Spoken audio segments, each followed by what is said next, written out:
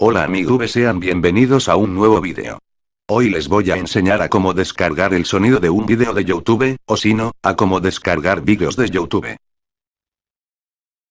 Bien, lo primero que vamos a hacer es irnos al Google Chrome y buscar el vídeo que quieren descargar.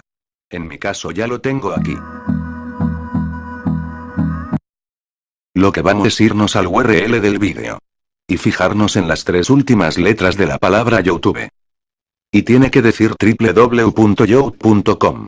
Y lo demás. Bien, esperamos a que cargue.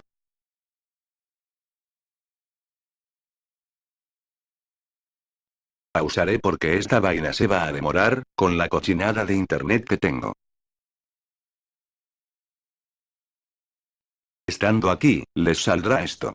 Como puedes ver sale grabar MP3 que es el audio del vídeo. Y sale grabar MP4 que es el vídeo.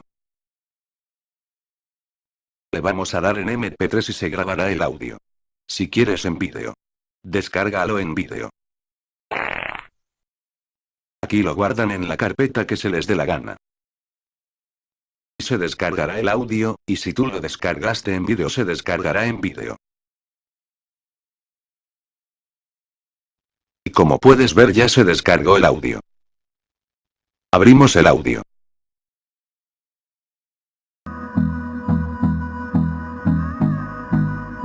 Y ya podrás escuchar tu audio o vídeo descargado.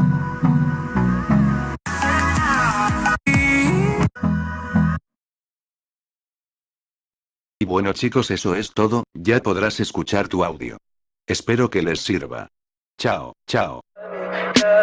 Tell me pretty lies, look me in the face, tell me that you love me, even if it's